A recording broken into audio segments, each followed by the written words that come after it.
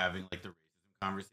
I'm glad you paused there because look at behind your Oh, Hulk Hogan? left. That's the GOAT. He did it right. Okay. Yeah, he left. It was not ambiguous. Yeah. He didn't want anybody to. He didn't want anybody to not really get what he was saying. Yeah. We prestige racism, baby.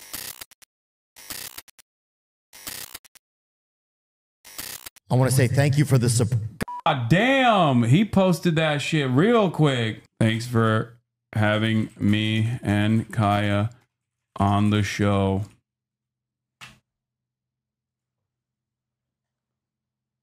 Yeah. Show some love to this episode. Go watch it. Go like it. Go subscribe. Okay? Go do the dang thing. Because, you know, I'm sure that people will be actively brigading it. Someone should kill this guy. Nice, man. Yeah. My Theo Vaughn episode came out. Yeah. I didn't want to be rude, so I waited until guests left. I'm a teacher. How cooked am I with DOE being destroyed? Love you, baby. Hopefully you'll be fine. I don't know. I can't give you any real assurances, but if you're a teacher, your life is already pretty f***ing garbage under every administration, considering how little they give a shit. But yeah. Support of our merch.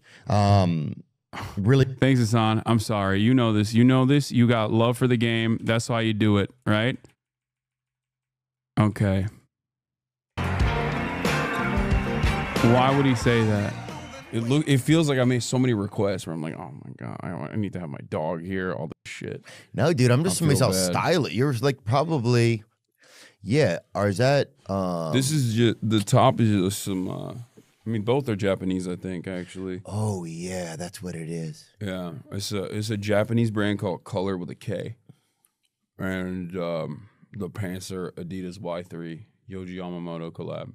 Damn. You're telling your audience to go watch a podcast you're a guest on? How dare you? You want us to like and leave nice comments? You're such a monster. I know. I like that people, without even a shred of irony, thought that was called brigading. It's called normal process when you do a podcast that you're in. Brigading is when you're not a part of the podcast and you actively tell your stupid ass audience to write insane shit under the comments of said podcast. That's brigading, you morons. Brigading is not when you go, hey, go and write some nice comments and support the show that I was a part of. I'm sorry. That is the dumbest.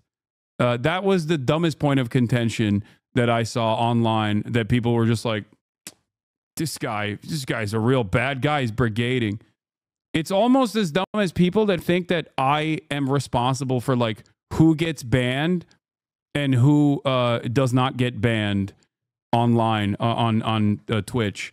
Like I control it. Yeah. I control the media chat. Remember. Okay. You're not beating the small allegations with that jacket? Okay, calm down. All right. You don't fuck. All right, I gotta pee. Also, let me get you. I mean, yeah, I don't. I'm gonna get you food. I mean, you got to look though. I mean, I don't like to have a lot of. Should we save this for the pod? That's normal. Oh, we're rolling. No, you. Oh, okay. All right. Oh, yeah. My bad. That's why I didn't have it on the. That's why I didn't have it in my mouth, because I thought we weren't filming yet. Yeah, dude, that is style. I mean, yeah, it's definitely very stylish. My good friend Aaron, he started a company called John Elliott. I feel like I've heard of that. Yeah, they have them like in Nordstrom, and it's like they have like it over like.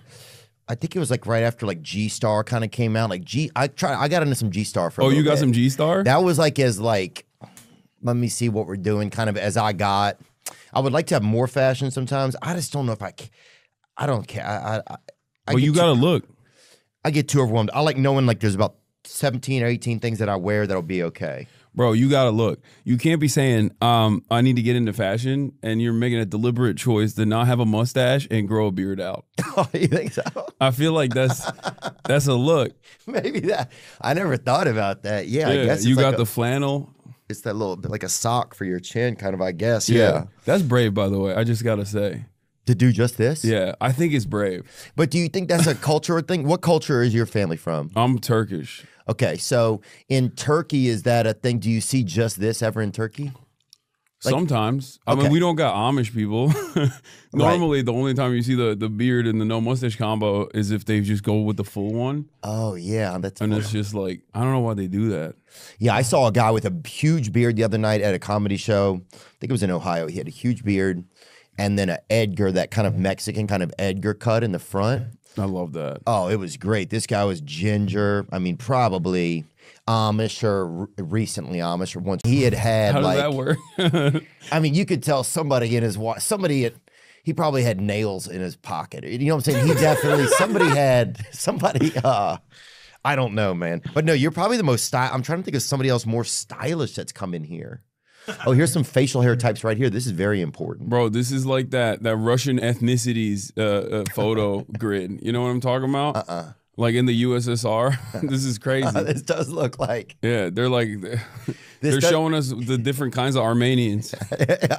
This does look like 40 degrees of Uber. That's what it looks like. Yeah, right see, here. look, that's what I'm talking. Oh, I thought this was one of those watch fucking charts, dude. No, That's this crazy. is like look at all the different ethnicities in the USSR. It's to be better at races. Well, that's what dude. Racism used to be so easy in America. Like when I was growing up, it was like easy to do, easy to be racist. Now, I've been to these. It's almost like you have to have a chart. You have to have Yeah, that's what a calculator to even be racist. Now it feels like. Yeah, I hate that. God damn it! It used to be so easy. Yeah, what happened to the good old days? You just point out the window and your stepdad just knew immediately what was going on. You know? Yeah, I think it's just extra difficulty now. That's what it is. So you have to be smarter as a racist. Yeah, there's a We're trying to barrier make the entry. races better. Yeah. It's mad Yeah. funny that you're having like the racism conversation. I'm glad you paused there because look at behind your Oh, Hulk Hogan? left. That's the GOAT. He did it right. Okay. Yeah, he left. It was not ambiguous. Yeah. It's not He didn't want anybody He to. didn't want anybody to not really get what he was. Yeah. We prestige racism, baby. Let's go. Exactly. Don't just click on the first thing you No, see, it's bro. what I- Scroll through. What I saw what's That's crazy. Fine. No, his mic is not off. There's a dangling XLR cable on it because I swapped the cable out. Yeah, dude. Because you said there's like a barrier to entry now. Yeah, there's a barrier entry to doing. Like it's like All right. it's Get the size. unironically a more difficult process now. But what I was gonna say is, if you want to go back to the facial hair chart, Yeah, bring it up again, please, because I want to know what we're doing. Or was it yours, the other one? No, that was just a USSR race chart, but Yeah, you can also get that USSR chart is easily a lot of those men. You'll see a meeting with very young girls at Starbucks, trying to get them involved in something. A lot of times, it seems like. yeah. But what is this one? What do you got? You got the chin curtain? No, you got the goatee. That's what you have. Yeah, I guess I have the goatee. It's very simple, kind of. It's like I have a big nose, so I try to you do little things to try and, trick a wife or you want to have a spouse. So I have that, and then I have a little bit more chin than my brother does. So I have a real chin in here. Some people, it's a total mirage. Like, there's a guy that's in that power slap game, and they can't even he has this huge. They can't identify where his chin begins. Yeah. Yeah, I love that. Especially when dudes have that situation going on and then they'll just grow out their beard and basically try to line it up so that there's a chin there. And it's like, bro, you are not fooling anybody. Yeah, and yeah. I don't even know what to do in that situation. If you got that no neck edge shit, then you're kind of cooked regardless. Yeah. But I mean, good luck. I don't know. There is the one where it's crazy where sometimes, they cut the hair exactly.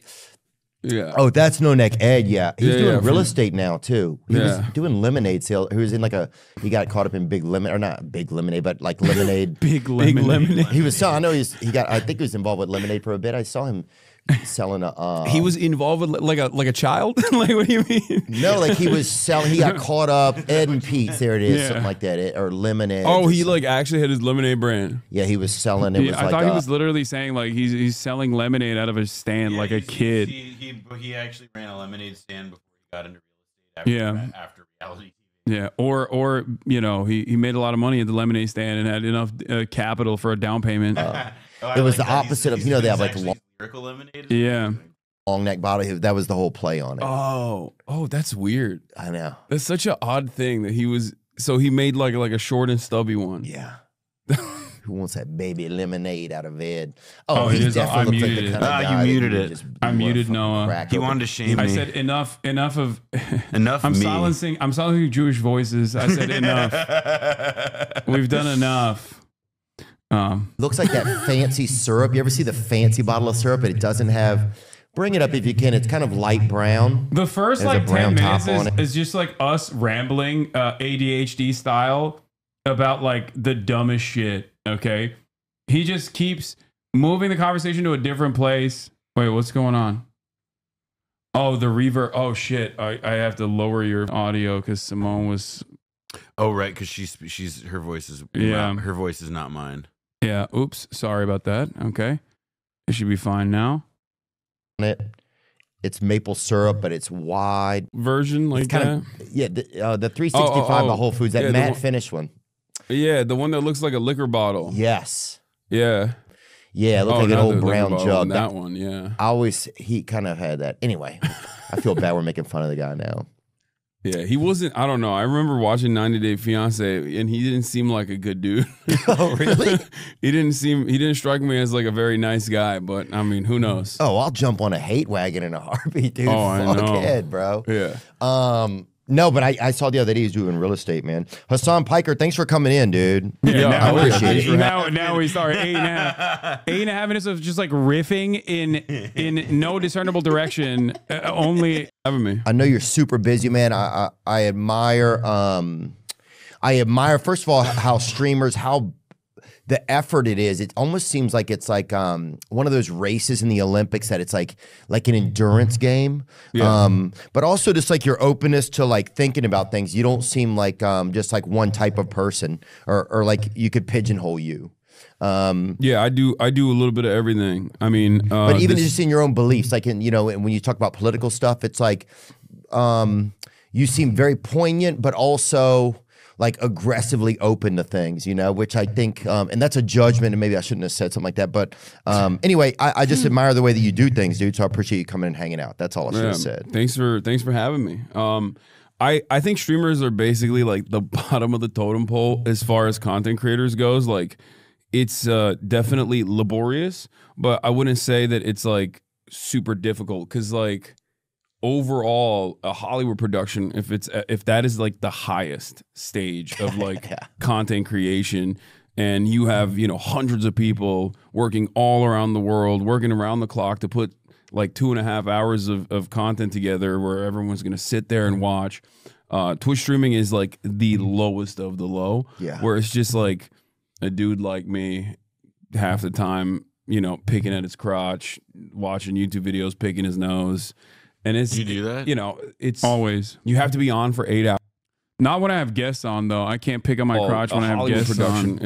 if that Which is a real hurdle. Okay. Oh, now we have captions. Nice. all I would say, it's like the, you know, lowest tier of content, lowest effort of content. Would you say that it's the purest of content though, in a weird way? Like, because it's, I mean, what I do you is can't like, hide. yeah, what I do is AM radio, but what I do is basically AM radio, but for Zoomers. You know, I like that's how the way I describe myself. Like, you know, like I'm sure you know Rush Limbaugh. Yeah.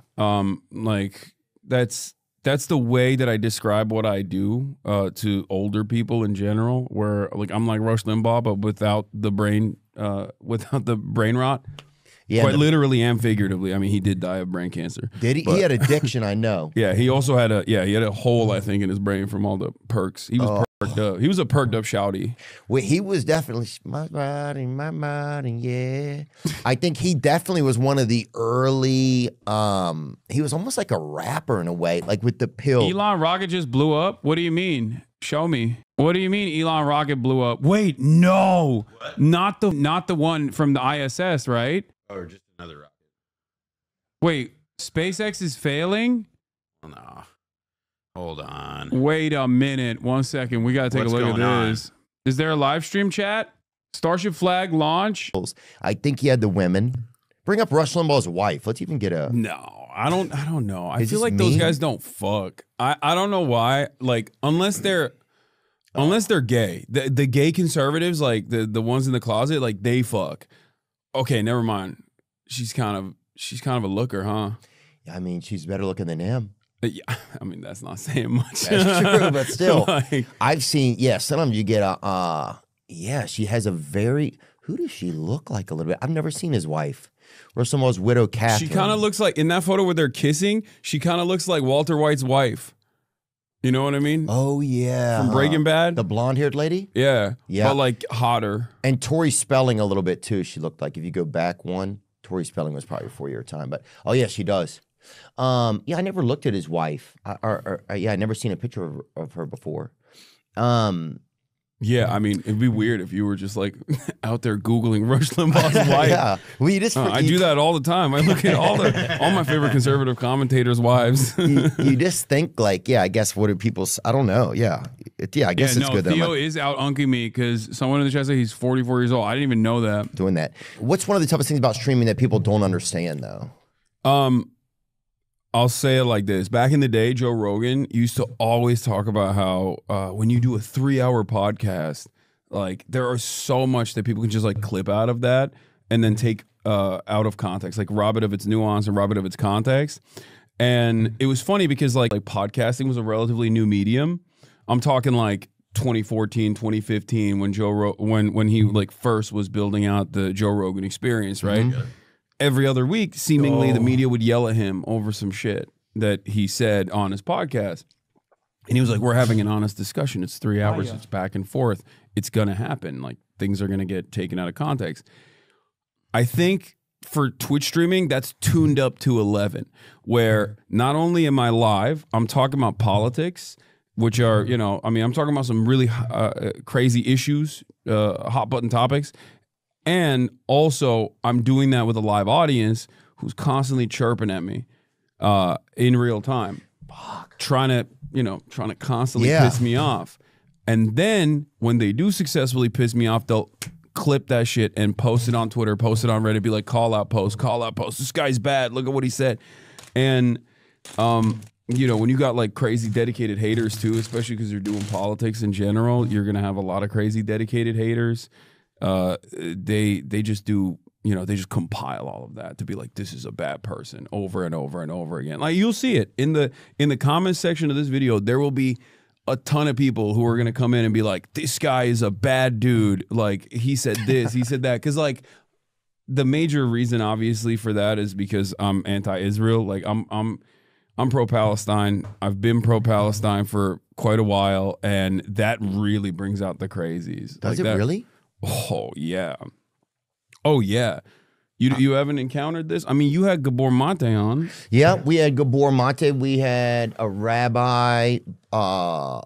We had Bassem Youssef on. We definitely have tried to like learn some about it. I think in the end, for me, it just became like my feelings just tell me that it's just messed up what's happening to those people. It's like, and that a lot of it was covered up by the media, or they didn't want you to share certain information, or you weren't allowed to. No, for sure. Yeah. I mean, that's how it's always been, though. It's not just for Israel. It's just in general. Like when it comes to American foreign policy, the American media is fairly one note. Our politicians are one note on it too. They're bipartisan on that. Right. That's like, so when you say that, do you mean that they're all in on the same, it's all kind of the same ruse, do you mean? yeah. They all agree. It's always uniparty when it comes to American foreign policy, when it comes to giving money to Israel, when it comes to a lot of that stuff, like going to war with Iraq, right? You got the media also presenting that lie that they have, you know, chemical weapons, they have weapons of mass destruction, and uncritically reporting on that to justify going to war with Iraq, going and invading a foreign nation that we had no business invading. Right. So that happens all the time. Do you think that that's starting to get upset even by like podcasting, streaming?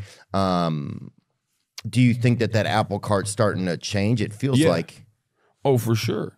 I think that Just the because people have a independent voice. media, the independent media sphere definitely is like dominating, partially because of that reason. Sometimes for bad reasons. People have lost confidence in media when they just don't like what they're reporting, even if they're reporting the truth. And then there are plenty of major reasons, like Jeffrey Epstein's death. Like, you go to any outlet, most of them are going to rule it a suicide. No critical reporting on it whatsoever. Just unconditionally saying like, no, it was definitely a suicide. Like, the average American doesn't feel that way. And also there's very valid reasons as to why they don't feel that way. Israel is another great example of this, where like it was like 80% of Americans wanted a ceasefire. And yet if you look at also all the way from Epstein's an Israeli CNN, spy. Yeah. the Fox News, That's why I did every single outlet was just like, no, you don't understand. Israel has to kill these children. Like, please, no, you don't understand. Oh. Like, can you imagine? Imagine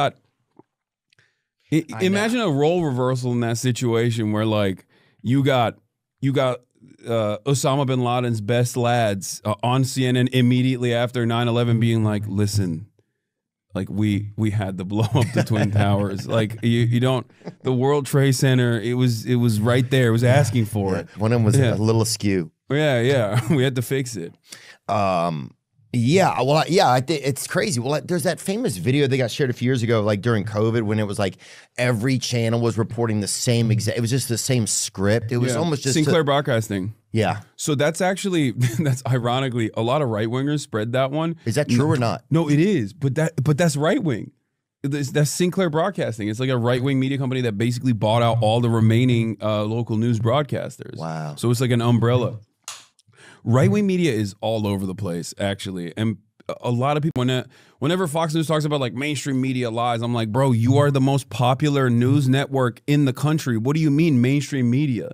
Like, you're dominating everybody else. Point. So you're saying that a lot of times mainstream media is also right-wing media. Yeah, right-wing media is so dominant. And in the independent side, right-wing media is dominant as hell too. But like on the mainstream side, right-wing media is incredibly dominant. They dominate the local news with Sinclair Broadcasting, and also all the way up to Fox News, which is the most famous, which is the most like successful network news broadcaster in the country. Is Fox News the most watched news network? By widest margins. Really? I didn't even know that. It's not even close. CNN and MSNBC, Trump always talks about how CNN and NBC are, in the pooper. Their ratings are awful. These guys love presenting themselves as vulnerable victims, and I really always get annoyed by that. Like, they say that about, they used to always say that about like Facebook too, where they're like, oh, they're banning stuff. And I'm sure they banned like vaccine denial or whatever, right? Because Facebook wanted to be woke and liberal. Until Mark Zuckerberg got hit with the Dominican Ray. But so then when people say mainstream media, then I guess what did it, because it always felt to me like that every outlet was just always super liberal. That's what it felt like. They are. No, for sure. Like a lot of, like the New York Times, you got CNN, ABC, CBS, like NBC. These outlets are liberal. Now, obviously, I'm a little bit of a radical, I guess. So I'm definitely not fond of the Democratic Party either, even though my criticisms of the Democrats are because of their closeness to the Republicans in general. But yeah, they are. I would say that they're definitely liberal, but that doesn't necessarily mean that they're like on the side of the people or anything like that, or on even the progressive side of many of these issues. And that's why I said there's this uniparty attitude. Like liberals and Republicans, they basically come together and agree when it comes to giving more money to Israel. Yeah. Not. Yeah. T-Pain was on on a yacht, got a nice view of the debris from SpaceX. That's crazy. That's nuts. Look at this. Can you imagine not knowing about SpaceX and seeing this? Wait, is it coming Oh, sorry. back down or hey? It's going down, right? Does look like it's going down. Wait, is it going back to Florida? No, that's the stuff That's that like burns famous last words. Wait a minute. That's going down, right? That's coming closer and closer to us. stuff in Where's the rest of Where's the one that keeps going? I'm not sure. I don't know. It looks like it's all going down. All right, now I'm not gonna say nothing else. Holy shit, that's crazy, chat. Oh my god. Oh my god. Yeah, that's just That stuff was that burns fucking. off. That was so cool. It's Russia. It's Russia. Thank We did. you. Everybody did. Oh, Pippin Kava missed it. We did. Hunt has been spamming this to prove to the haters that he was right, that the link he sent was correct. And I admire his dedication to his art. Not the voters. I'm talking like institutions. I'm talking politicians. Yeah, well, that seems to be, I think, it feels so far away from being represented. Like the people feel so far away from being represented, and I feel like that seems like it's gotten further and further in my lifetime. I can't tell if it's just because I'm getting older, and so you hear about more stuff like that, or if it's actually true. But I think people just feel like, like, why are we having to audit our own government? Whether or not the means that they're going about it are good or not. But it's like the fact that people are cheering to have our own government audited. The fact that it's like, that 80% of the people would say they don't support what's happening in Gaza, but yet we would still send money to Israel. Like, I think Trump has done that. The other day, Trump was like, yo, we can't give any more money to Ukraine. Right? You're done. He's like, Zell Disney, you're out. And then he turns around and he's like, also, we're sending $3 billion of weapons and bulldozers to Israel pronto. Did they really? Yeah. Bring that up. 3.4 billion, I believe, on the same day. Yeah, Rubio bypasses Congress to send Israel $4 billion in arms. They were like, oh, we have to expeditiously send this out to Israel. Arms for what? What do you mean? To continue killing Palestinians. Is there anybody left there? Yeah, there's still a million plus Palestinians in the Gaza Strip. They're basically just like living in the rubble, trying to rebuild. I mean, these are some of the most resilient people on the planet. Like they've been through hell a million times over. Yeah, you still see a lot of great. Like, there was a beautiful video. I'm not sure if it was AI or not, of them trying to celebrate Ramadan the other night in the rubble. Oh, the long table. Yeah, yeah. I think that was real, though. I don't think that was AI, because I saw people taking photos of that. Yeah, I mean, also the other side of this is like the Gaza Strip is like overwhelmingly children. Like, we're talking. I know. Like the average age is 14. People are like 50+% are minors. Well, I think that's before October 7th. But like a year ago, people would be afraid to have, I think, this conversation people would be afraid. Oh, for sure. Including us. Like, I'd be afraid. I'd be afraid that. No, I mean, look, I've been actively and openly pro-Palestinian emancipation for the past decade, and I've seen a major attitude shift. You're like, the Turkish Macklemore, dude. Wait, what do you mean? Because he's been. When I was in third grade, I thought I was gay. No, did he do that? That's what his song. Oh, well, dude, you got to be pretty. You have to have an open attitude to even think that way in third grade. Oh my God, we're lying. Dude, he's so funny. A lot of people will say like, oh, he's faking it. He's actually brilliant. And honestly, if he is, then this is brilliant. Like, it's like, if he's faking it, that means he's insanely smart and can present it in a very like natural way, But no, yeah, he's been unabashedly afraid to share about Palestine, Yeah. No, he's had his heart changed. I think his heart's in the right place. Like, I think he's doing great. He was from the beginning about it. I mean, he was early on it. Yeah. Not like 10 years. He hasn't been, but since it became like more of a hot button issue in the past 3 or 4 years, for sure. Yeah, I mean, look, I'll never discard allies. That's an amazing thing to look at the situation with clarity, with moral clarity, and just be like, listen, I didn't know enough about this, and now I've recognized the cruelty of what we are doing. Like, because that's the other thing. Like, America, whether we agree to it or not, or whether we recognize it or not, is like participating in this in a pretty meaningful way. They're offering political cover at the UN. You got the basically war crime cops out there at the ICC and ICJ, the International Court of Justice, which prosecutes state on state prosecutions. You have the International Criminal Court, which is a court that prosecutes war criminals, right? And both of them have issued for Netanyahu to be arrested, right? So South Africa has a case against Israel for genocide that's ongoing, and at the ICJ, and at the ICC,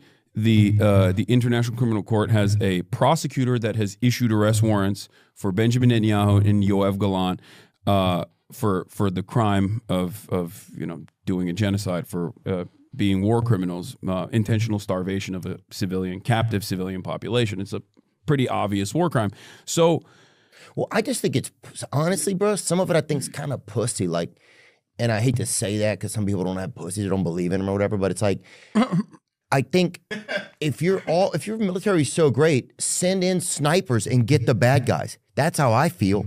Do some covert op shit, but just to be like, their military's ass though. That's the problem. They just have firepower and air superiority. That's it. But that's the part to me. It's like send in some, if those are the bad guys, send in and get do some. It just felt like this. I don't know. It just started to feel gross, and then the great thing was it feels like you couldn't hide it from a nation. You could not hide from the world that what they were doing was wrong. But going back to what you're saying, how much are we complicit in so many of these? I mean, types of things that happen in different countries, and do we need to be? No, I think we are complicit. I mean, that's how I feel about it, at least. But that's why I actively urge people to protest and do everything in their power to try to put an end to this, because I think we have a lot of power in this regard in the United States of America. I don't think that America is like a true democracy by any means, and this kind of stuff basically puts that on display for everyone to recognize. Or, whenever people go, hey, can we get health care? And the government's like, fuck you.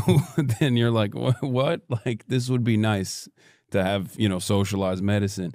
But you still got to keep trying. It's that time, baby. It's that time to get that thing on ya. Get that thing on.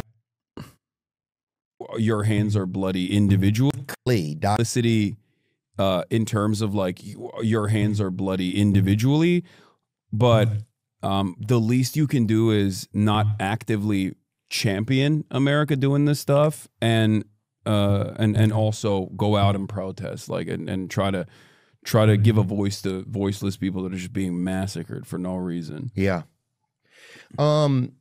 Why is there such a strong bond between America and Israel? I've heard Candace Owens was saying that she thought it was blackmail, but why do you think there's really such a strong bond?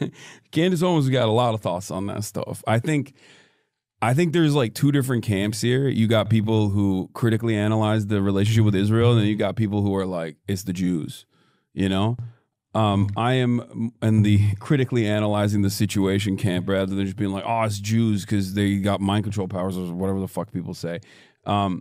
It's because it is an unsinkable aircraft carrier in a resource-rich region, and it has its own espionage facilities, and that is the reason. Like we basically carried over from the British this settler colony in the region that we can just kind of use. Or have a collaborative relationship with, and it's incredibly valuable for us. So valuable that, like, I mean, Israel's blown up USS Liberty like a American Navy ship. Yeah. And basically, that was in the 50s, I think. In that process, like, it was an incredibly valuable Cold War ally, because we were terrified of Israel going and like collaborating with the USSR. You got Arabic nationalism happening all around the region. All these countries that are developing nation states are doing so on the boundaries of defeating their colonial occupiers, whether it be French colonialism or British colonialism, and simultaneously they're looking to the USSR, right? And they're like, maybe you guys will help us out. This seems like a cool thing that you guys got going on over there. The socialism stuff ain't too bad. America goes, fuck that. And they basically hit the Israel button as hard as they could, where they were just like, you guys are going to be Theo does not know what you're talking about, Lamont. Okay, dude, I oversimplified it to begin with, and I think he understood what I was saying. Also, this conversation is not just happening between me and Theo. We're both fucking broadcasters, chat. It's a conversation for the audience. You know that, right? Like, you understand that, right? Like, also, I think Theo Von knows a lot about Israel. I mean, he knew USS Liberty, probably for not so great reasons, but because that used to be like literally, I would have factored that in like 10 years ago as like a Nazi dog whistle. Oh, totally. Like and what was the name of the plane that Israel? There's another incident like that, I forget. But I always think of like, there used to be, especially around like Gulf War era Nazis, like people who were know, like the white supremacists who were like in the army or part of the military or whatever, but like thought we were going to war against Saddam for Israel, which is not totally untrue. But it's like, yeah, there's like a whole right wing trope there. There's like a whole right wing trope there of like Pat Buchanan style guys being like, oh, like we gotta, like we can't do it, you know, like we like Israel will blow us up and attack us. The Jews will, you know, like cut our own blood if we, you know, if we let them. And so why are we taking out Saddam for them or whatever? It's an old trope. Yeah. So loud now. Okay. Suck my dick, chatters. Oh my God. That's crazy. We can't hear jack shit. Now you're like, oh, it's so loud. Figure it out. Wow. Be our extension. Right. It's like some of my friends say there are favorite client states, and then there are client states that America just discards. Ukraine is obviously a non-favorite client state. Done with Ukraine, where you're like, I'm done with this. You know, pack it up. Give me all your minerals, even if you have any. Who knows? I don't care. You know your place. America does this to the Kurds all the time as well, where they'll just like arm them and be like, yeah, you guys need to develop a nation state. It'd be nice. Kurds are an ethnic minority in the region. Okay. 35 million people. In what region? In the Middle East. 35 million people don't have a nation state. A lot of them live in Turkey. So kind of homeless. Iraq. Well, yeah, yes and no. And there's like varying degrees of cruelty that they're subjected to in these countries as like an ethnic minority, my country included in Turkey. Wow. And they want to build a nation state. They got an autonomous region in Iraq now. They're in Syria as well. They're in Iran as well. And then so they're trying also to figure in it Turkey. out. Yeah, so America will go up to them and be like, we're going to arm you guys. We're going to train you guys. Go fuck shit up. And then as soon as they're done, they just discard them. And they're like, okay, go. They'll tell Turkey you can go and, you know, bomb these villages that they're in. Who cares? It doesn't matter anymore. So what you're saying, I think it's like, that's one of the things that makes it tougher. The more information you learn, I think, in the world, it's like, the shittier things seem. Yeah, in some ways. True. But the reality of things, you just see the reality. It's like, yeah, you need, and if you were playing a game of Risk and you were these powerful people, how would you operate? And yeah, it gets to be tough to find out, okay, well then what does being an American still mean to me? And then also that things are so conflicting and dangerous out there amongst these like leaders and powers that you have to like kind of put a flag in something for yourself, you know, just to kind of get to, because otherwise you'll just be sort of aimless, it feels like. Well, I mean, I think I don't know if I'm even explaining that fully right, but you got to stand for something. Is that what you're saying? If you don't stand for something, you fall for everything. Yeah. So here's what I think. It's like the more we learn about history, and the more we learn about just like the like, well, America did these things, and some of it, 9/11 could have been the result of some of that. Just the more you start to learn that America hasn't always been this perfect partner, and this that it's just starts. Bro, that's like the gentlest way imaginable. Yeah, bro was explaining woke lol. No, he's like actively working through where he's like, but I love America, but also I keep hearing about all the mean shit that they've done. This is like, I do, when I hear stuff like this, I often think about like, damn, how was it for people to learn about like the Jim Crow South in the 1950s? Like, oh yeah, this thing that's like 50 miles away or whatever.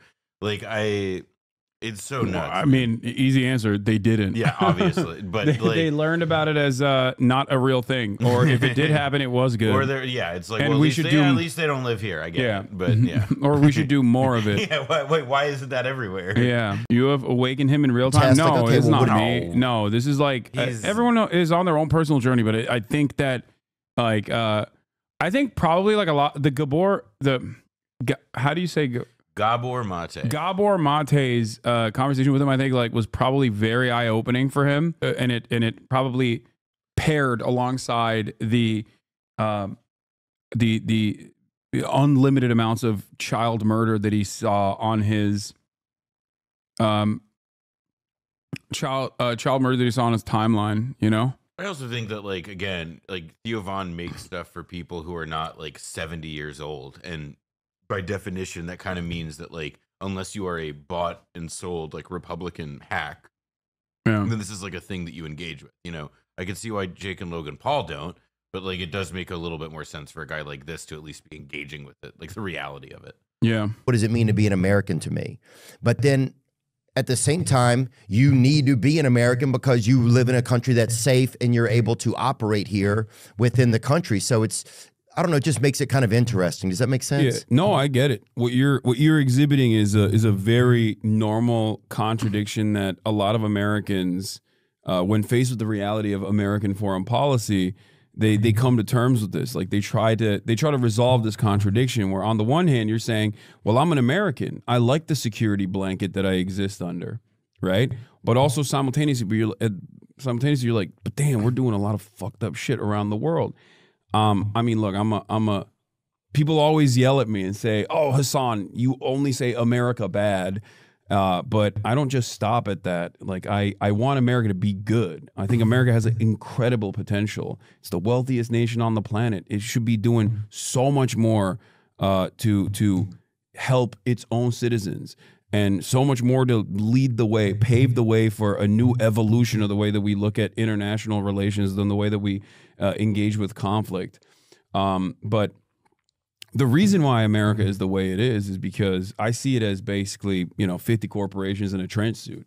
Like it's just it's a holdover to extract tax revenue from everyday Americans and then give it directly back to corporations in the form of subsidies without ever regulating them and demanding anything in return. I said trench suit. I think one of the best I examples fucked of up. this was when, Russia invaded Ukraine. And then Russia is also part of OPEC Plus, so they went back to Saudi Arabia. So take us back. Our listeners, if we get too much, I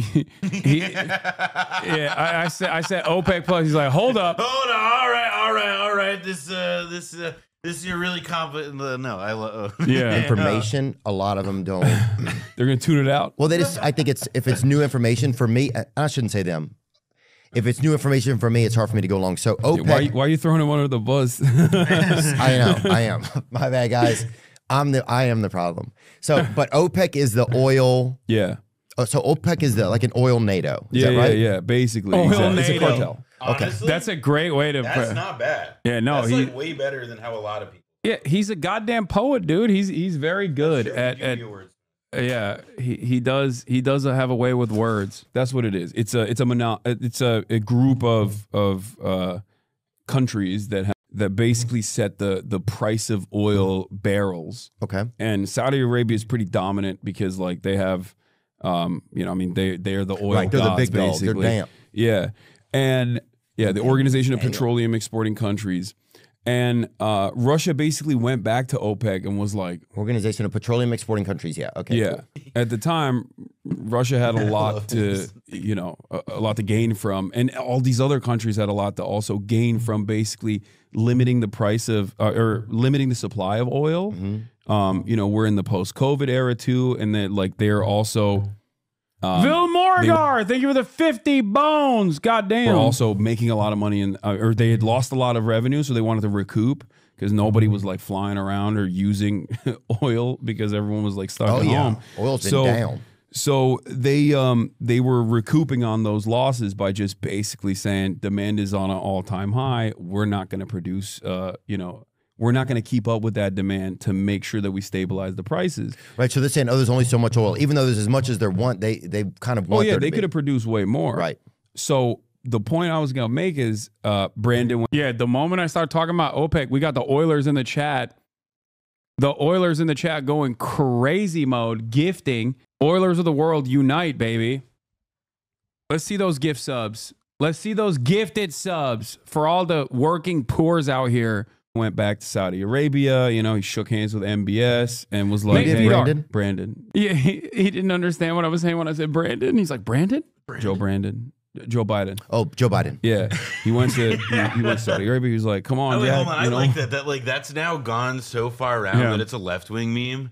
Yeah. That, I've never stopped saying Brandon. No, who does? I literally still call him Joe Brandon. We're in the age of Brandonization. Yeah. I mean, look, Trump is becoming more Brandon day by day, etc. Yeah. Aisha Esquire, thank you for the 10 gifted. James Samaj, thank you for the 5. Decoy, thank you for the 5. Mate Feed Art, thank you for the 20. Yeah, Brandon heads rise up. produce more oil. Come on, don't do it. And they were like, nope. The reason why I'm telling this convoluted story is because then we have American oil and gas industry providers, right? Like we have our own oil. Everybody always talks about how we have independence, like energy independence in America. So he went back to the American oil and gas industry and was like, all right, you guys have to produce more oil because you have to offset what like OPEC is doing. And you know what they said? Fuck you. That's what they said. The oil and gas producers in this country, the fossil fuel industry gets 80% of our energy subsidies. It's like billions of dollars that they get. Subsidies from American, means they get kickbacks from the government. Not even a kickback. Like government collects taxes and then government gives these companies, whether they're in agriculture or whether they're in the oil and gas industry, they give money to these companies to keep prices relatively low, to keep up with the cost of the production. Right? They're like, hey, we're going to give you this money so you keep prices low. But in a time, box, right? Yeah, that was blessed. Yeah, I just can't let it go unpassed. No, they're educating their audience. I like that. I like that they're defining a subsidy. Yeah, with the Google AI summary. Yeah. Oh yeah, they use Google AI later down as well. Because that company owns so much of the actual market of whatever that product is that if they wanted to adjust it, they could do it. Yeah, exactly. I didn't even know and that. They didn't provide. They just didn't supply the federal government with more oil. Like they just did not. I would love the idea. So, more like, in the time. has, like, he calls this sabotage, which is like the idea that like producers will restrict the production of something so as to like, you know, it ends up having the effect obviously of like damaging like perhaps like larger economic development, but it restricts and maintains their specific control over what their, you know, industry may be. But I just love the idea of like, I think like watching this does make me think like I would love to see like a really good like Econ 101 explainer style thing in this mode with him. It is very compelling. Yeah. Just like artificially creating a shortage or artificially keeping supply low time to stabilize prices. And you got like the oil lobby guy. Young Dad says, no one knows a lot about history. He should start a podcast. It's very funny, dude. Is going on CNBC and actively being like, we have a fiduciary responsibility to our shareholders to maximize profit.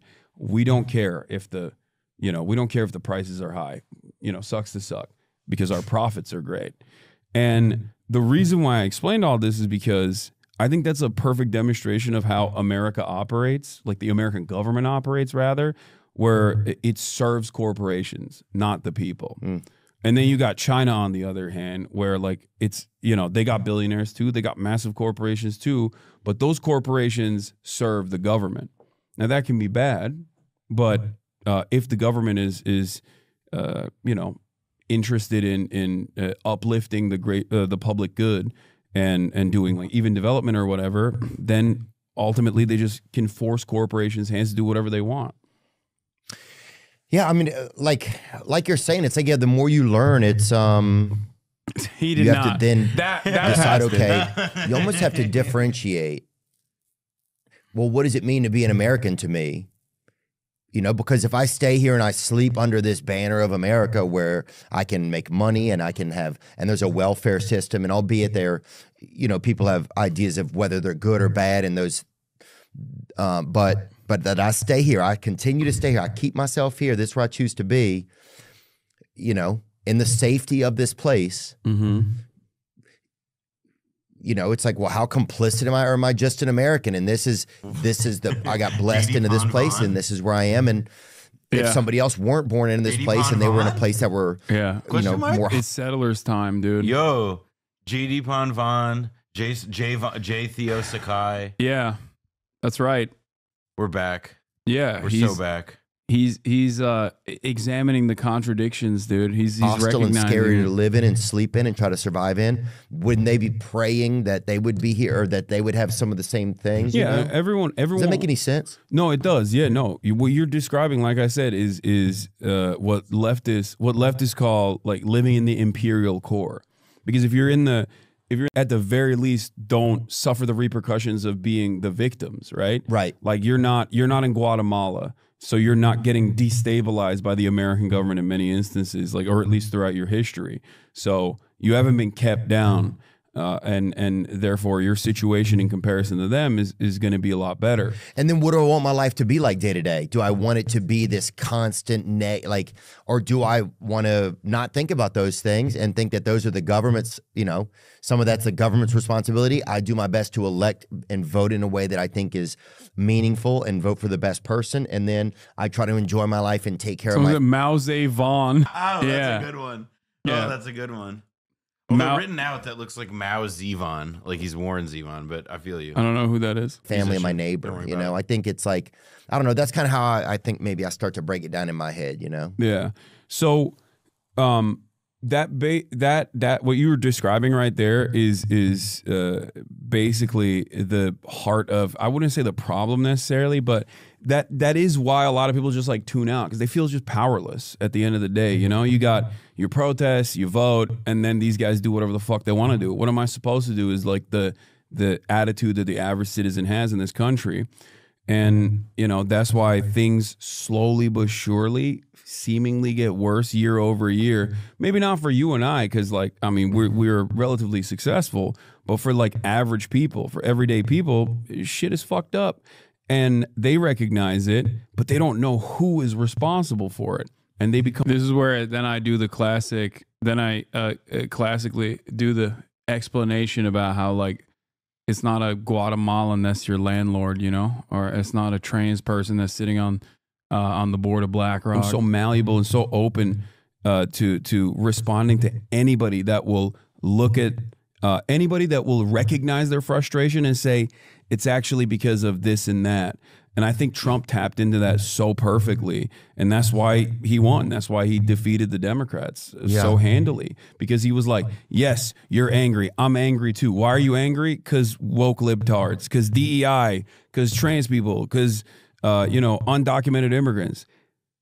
Undocumented immigrants aren't your fucking landlord. They're not the one who's raising the price of rent. They don't own the mega corporations. They're not sitting at the board of BlackRock. You know what I mean? It's not a Guatemalan migrant that's sitting at the board of BlackRock, purchasing all the fucking houses, or they're not the real estate developers that refuse to, add to the much needed supply of housing. Yeah, and instead put a fucking rag and bone in every town, dude.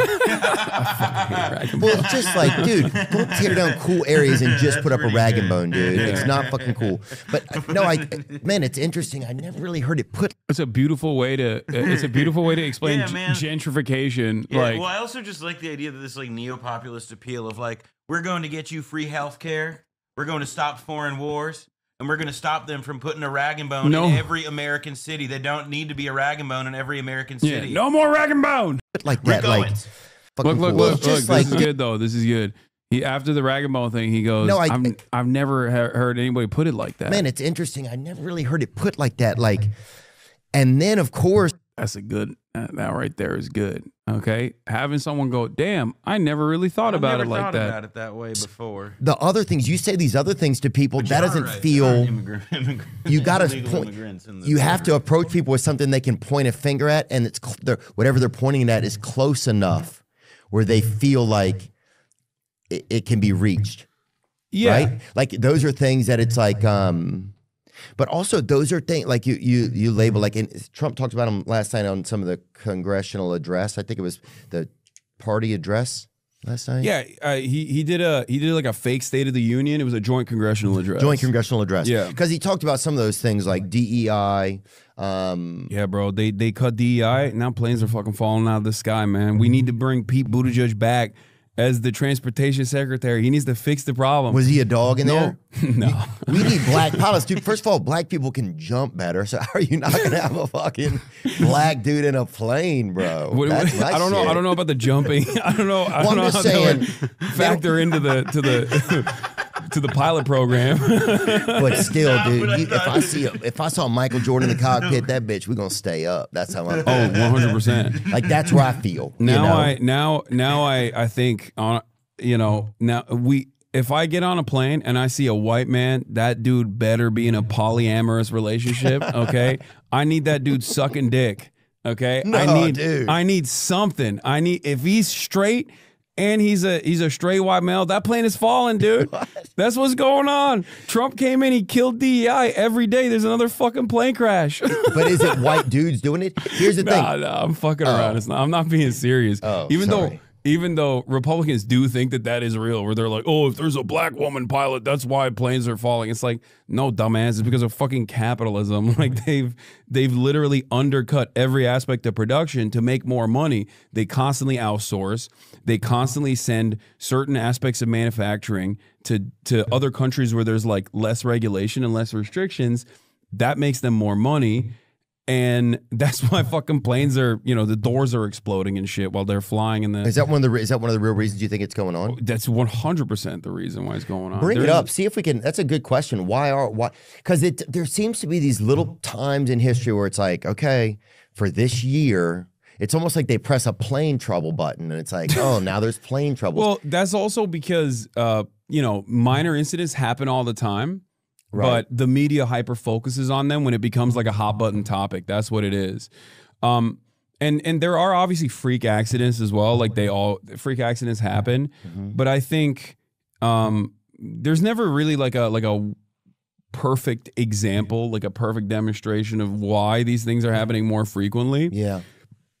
Let me see what this even says. No, there were actually more plane crashes between January 1st, 2024 and February 1st, 2024 when you compare the same time period this year to last year. So there were more crashes. Yeah, but the difference is the severity of like one big crash and then people hyper-focus on it. This happened with Palestine, Ohio. Remember when the train derailment happened and everybody was like, why aren't they covering this? Well, I'm a little bit of a foamer. I love trains. Maybe it's because of the autism, but like, you know how many train derailments happening every year? Every single year, 1,000. Some of them are minor, some of them are major, right? So every single person hyper-focused on this, understandably, because like they try to do a shitty-ass cover-up for it and be like, oh no, tizzy for the shizzy? What the fuck does that mean, dude? I grew up redneck as shit, and he's like so many people I grew up with. This is honestly a perfect Hasan intro to people like Vaughn. He has some empathy for a white boy redneck. Yeah. He does not know when you're joking. Yeah, because okay. All right, you're an impartial observer. Okay, go on. Is it because I don't know how to present myself to someone who doesn't know me as like I'm joking now, or is it because people assume that I'm a very serious person because of like what I talk about all the time, so they never expect me to be making jokes? I mean, it's two things. One, like it's like the second thing is bound up with the guy doesn't know you so well, so he doesn't know that like, oh, I don't know, like, you know, like I don't know his sense of humor or whatever. So he's like, his default is just not going to be to assume you're joking. And the second is that like you have a flat affect for delivering that, you know. So it's not you're like, saying it is autism. No, it's not. That's not autism. It just means that like you gotta, you know, like you gotta be a bit more of a theater kid about it. You gotta think, how do I stress this or put emphasis in such a way so as to make it clear that I am delivering a goddamn funny right now, you know? Yeah. But and yeah, it's also probably autism. And your jokes are too inside sometimes. Dry humor and sarcasm. You guys live around different groups. Fair.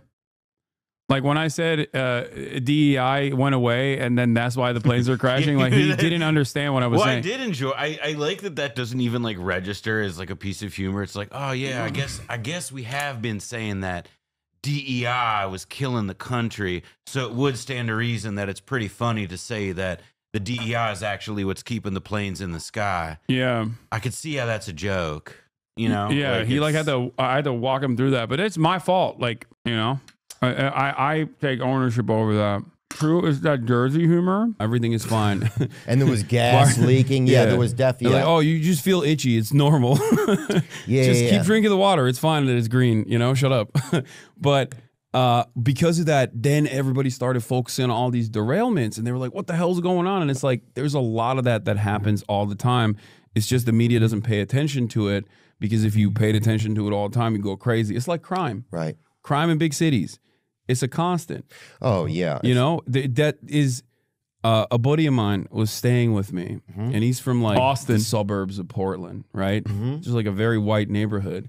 And I live in the middle of West Hollywood. And, you know, LA is not like New York or whatever, but it's still a city, right? every time he heard firecrackers or whatever, like fireworks or whatever, he would freak out. He's like, "Is that gunshots?" I'm like, "No, man, that's just fireworks. Like, what are you talking about?"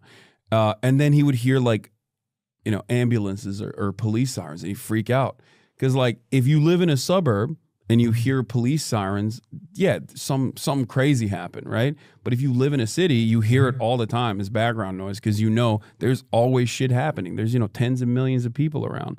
So how are you saying that relates to this? What I mean by that is if you pay attention to it with apps like, you know, Nextdoor and Citizen and Ring and all this stuff, you start realizing that like it's happening all the time and it makes you go crazy. Same with train derailments, same with plane crashes and whatnot. They're a normal part of this process, and you got to look at the data and try to figure out if this is like truly unique or not. And in terms of the plane crashes, the deadly nature of some of them is unique. There have been some big ones, right? Like with the Ronald Reagan Airport one. But outside of that, like, you know, minor bumps at the Seattle airport or whatever, like that's normal. Yeah, and a couple of them were like these planes almost hit each other. And they would show you a video, and I watched one of them 2 times. I'm like, that shouldn't even look close to me. Yeah. And like, but they just label it that way. It's definitely kind of fascinating. And then once something happens, you start to hyper He's focus. talking about that landing video with the, I think it was a Southwest plane, where I'm gonna be real. That looked extremely close to me because that was the one the private jet that passed. Yeah, the one that just went viral. That one to me that one did look. Yeah, but technically nothing happened. You know? No, what I mean? well, that's the thing with a miss is that like if you miss, if it's a near miss, it's the same thing as a big miss. Whereas like that's not really how collisions with airplanes work. The Reddit president continues. President Trump established a strategic Bitcoin reserve via executive order. According to a social media post by the White House crypto czar David Sachs. I will say I did see that this is a news topic. Both because who cares about crypto, but also because like I'm still really confused about where like what is a reserve and which part is the stockpile, because they have like they have different meanings, and this whole thing has been rolled out just like it's as if they're trying to roll it out in such a way so as to make it clear to everybody that yes, this is a rug pull. We are benefiting David Sachs. It's awesome. Just go along with it. Feels great, dude. This is. You know, what are we doing? We need to have strategic reserves of all of the important things in life. You know, we've got to make sure that there's enough water for people, that we've got enough oil to, you know, keep industry flowing so that people can get places. And we've also got to make sure that we have enough Bitcoin so that we can buy things on the dark web for the government. I think Felix made this joke recently, but it's like that really does like what the fuck is this for? Goofy. God damn. On it more. This episode is sponsored by BetterHelp. Affiliation I care about.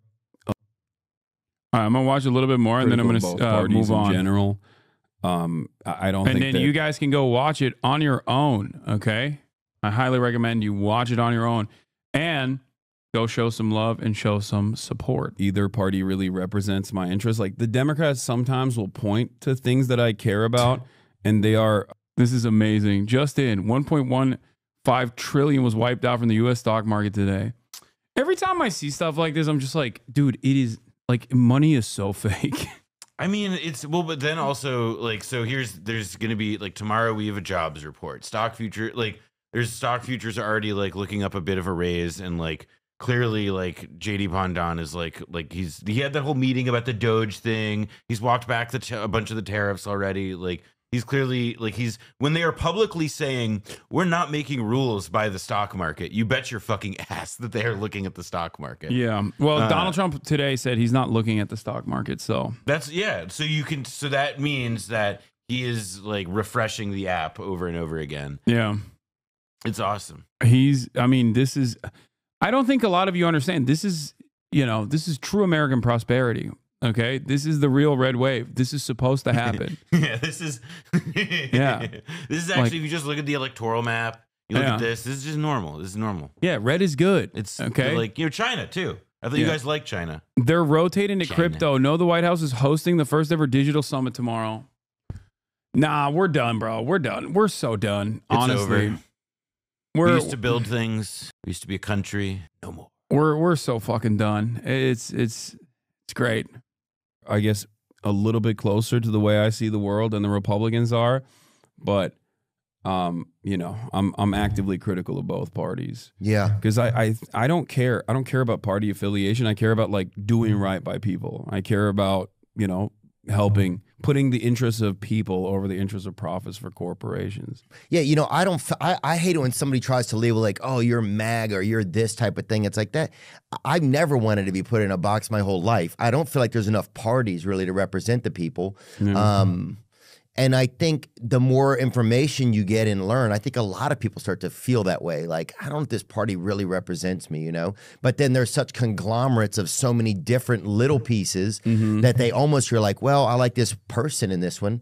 I like this person on the chess team, so or this rook. So they will get my vote because they have that player, right? Yeah. But yeah, I think I think as more people get more information and able to look into things more, that kind of evolves. I think that there's one thing that transcends party boundaries, and I feel like you exhibit that tendency as well, and that is dissatisfaction with the government and the two-party system anyway. And I think Trump also captured the attention of a lot of people by making it seem like he was totally outside of this dynamic, where he was like, I'm an independent, I'm a billionaire, I'm rich, I don't give a fuck about either of these parties, you know, vote for me. And that's why you have a lot of people who love Bernie Sanders, because he's earnest, he's honest, and it's obvious that he's not like, you know, a Democratic Party dick rider. And he has a long track record of like constantly doing right by others, constantly advocating for things that like, you know, help people, even if he doesn't have much success. That earnesty has, I think, created this unique phenomena of people that like Bernie and also Trump, people like yourself, who think, well, these guys are anti-establishment. Yeah, right? I think one thing about Trump was like, and I was like, fuck, it made you believe, because most people knew him like from rap songs, probably from being like a rich white guy, having rich guy hair, and then from being on The Apprentice, right? Yeah, which was a very, you want to know pretty something monumental how that all shaped out. You want to know something crazy about The Apprentice? It was one of the most worked television at the time. It's true. It also had as an audience, its audience was way less white than like any other show of its kind. Yeah. It's like one of the like pieces of like Trump like brand appeal is that it was primarily in the 2000s like to non-white people. Like Trump's brand rep really only began to change in like that aggressively like in like the national consciousness in a racialized way, like when he got, you know, like the birther shit. Because obviously New Yorkers would remember when Trump called for the Central Park exonerated to like the exonerated five to be assassinated, to be killed, exactly, on a full page ad. So not to say that Trump was you know, pro POC or woke at any point, because that's never really been his bag. But he did have he was pretty woke. I mean, Apprentice woker. pretty woke. Apprentice was pretty woke for the time. I will stand on that. Like I think he was unironically doing DEI. Like literally was, I guess. Yeah. It was one of the first shows that like prominently featured a bunch of black and brown people in it. Bunch of gay people in it too. He was woke as hell. That motherfucker was doing DEI before anybody else. Now he switched up. You see this? He switched up. Yeah, I remember he gave Flavor Flav a job working at a ice cream shop or something one day. I remember seeing that episode. So yeah, I mean, he was like, I just thought there was a moment where it's like, oh, anybody, because you're right, he didn't seem like a political insider. He seemed like, you know, I think he's always been this, or notoriously it seemed like he's just been this kind of like shady real estate executive guy, which I think at a certain point, some people were like, oh, I'll take that. I'll take a ruthless business guy as our president, because politics has become a ruthless business. But I think, I think there was a thing like, oh, anybody could be president, right? So that in a way felt a little bit like the American dream, or at least a little piece of like anybody. There was a feeling like, oh, he got it. Because nobody thought he would win. Yeah, that's true. So I think there was that comeback piece to him, right? Yeah. But then he was president for 4 years, and people were like, oh, okay, maybe this wasn't so good. And then what did the Democrats do? Who did the Democrats put forth? They put forth a cadaver who was like, no, we're going back to business as usual, baby. And Americans were so fatigued by Donald Trump, but they were just like, I don't want to pay attention to the television anymore. Like, sure, I'll vote for this guy instead. And then Brandon wins, and then everyone's like, "Oh my God, things are awful. Wars all over the place." Biden, you mean? Yeah, Yeah. Biden. I just keep saying Brandon. I'm sorry.